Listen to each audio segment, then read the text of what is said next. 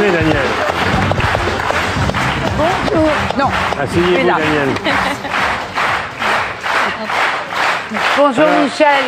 On sait évidemment tout de vous, mais ce qui m'a beaucoup intéressé, et Éric Barbet m'a bien dit, Michel, n'oubliez pas de lui parler de l'enfant, de son père, de ses débuts, parce que... Mais je ne parle pas que de moi dans le livre, Non, je non, tiens à le dire. non, mais moi, ce que je fascinant, c'est que votre papa, comme résistant, a été interné à Dachau.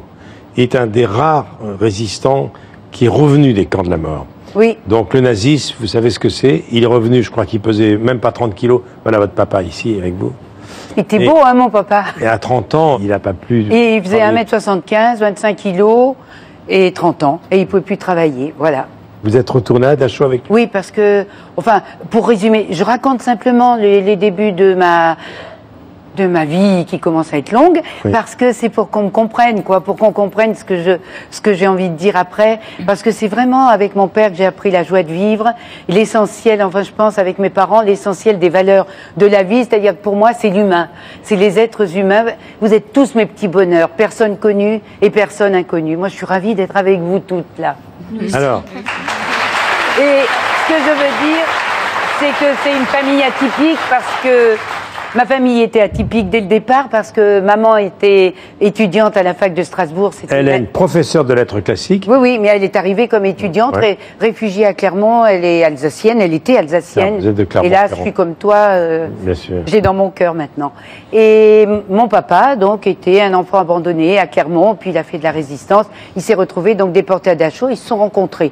Bon, j'y étais pas, hein, quand ils se sont rencontrés, oui. Je ne peux pas vous dire comment s'est passée la rencontre. Non, mais... Ce qui est intéressant, c'est que vous avez qu'une seule ambition à l'époque, réussir vos études, des études et devenir professeur d'allemand. Oui, à la fac. Et ça m'a toujours un petit peu troublé. C'est un peu simpliste comme réflexion.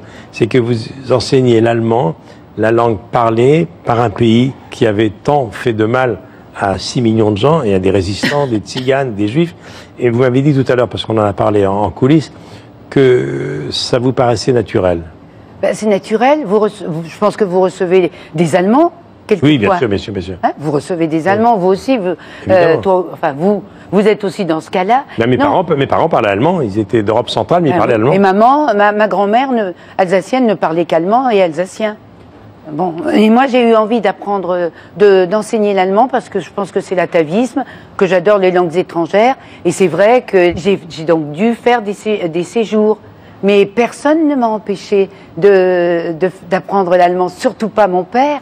D'ailleurs, mon grand-père avait eu aussi, le grand-père alsacien, ça avait été terrible. Il parlait l'allemand, votre papa? Non, c'était la seule chose qu'il ne faisait pas. Par contre, mes parents et mon petit frère m'ont emmené en Allemagne pour mes séjours. Et c'est une fois, mon père a eu envie de visiter Dachau. On y est allé. Il disait rien. Il s'entendait très bien avec la famille au père dans laquelle j'étais.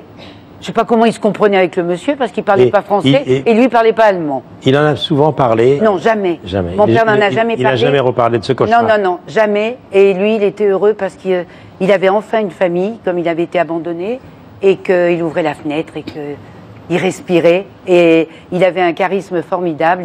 Et moi, finalement, je pense que ça me coule dans les veines. C'est vrai que le plus important, ce sont les êtres humains, c'est les rencontres. Moi, c'est mes petits bonheurs. Voilà, vous êtes mes petits bonheurs tous. Alors, et là, j'ai un gros bonheur. Puisque nous avons des comédiennes sur ce plateau, vous avez pris des cours de comédie jeune pour vaincre votre timidité? Oui, pour enseigner à la fac. Parce que quand vous commencez, que vous avez l'âge des élèves qui sont des garçons en face de vous, si vous vous faites charrier, ça vous suit toute la carrière. Donc, vaut mieux prévenir que guérir. Ouais. Et j'avais une copine qui faisait du théâtre. Et c'est comme ça. Bon, on va pas raconter encore comment j'ai commencé à la télé. Non.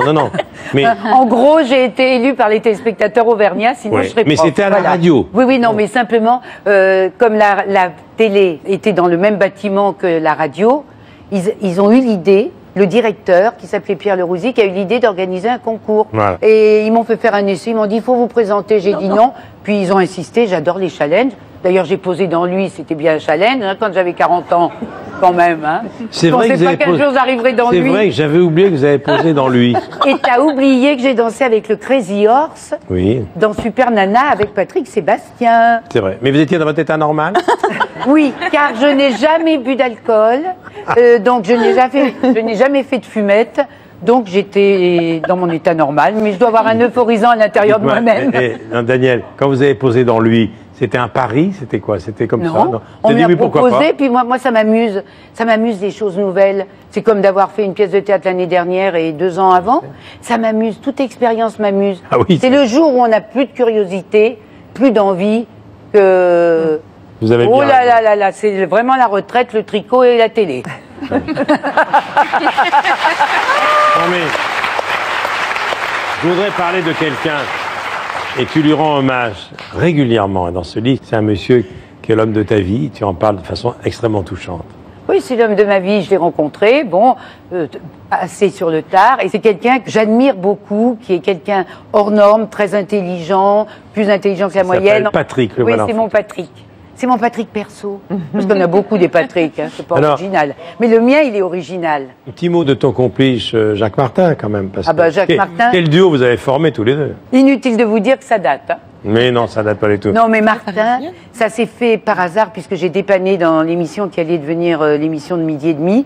Et 15 jours après, alors on me disait, vous nous dépannez, mais on vous gardera pas. Après, on me disait, vous nous dépannez, mais on vous gardera, mais pas tout le temps.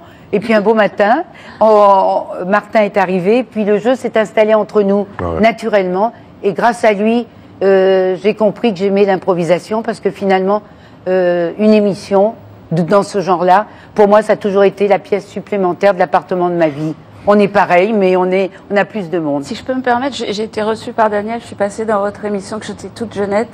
J'étais très impressionnée parce que ça devait être une de mes premières apparitions. Et ce qui m'a touchée, c'est la façon dont j'avais été reçue, parce que j'étais pas grand-chose. Et vous m'avez reçue avec amitié, je dirais. Et du coup, je me suis sentie bien. C'est pas le cas de tout le monde, enfin de toutes les émissions ou de tous les animateurs. Et du coup, sauf ici. Ah bah ici, ici c'est comme à la maison. On est à la maison. Et un clin d'œil à Jacques Martin, parce que j'en ai pas large. Il y a 20 ans, quand on m'a demandé non pas de le remplacer, car il était irremplaçable, mais de lui succéder. Oui. Il y a 20 ans, c'était l'école des femmes. Oui, ben t'as bien fait. Je voudrais que vous applaudissiez Jacques Martin.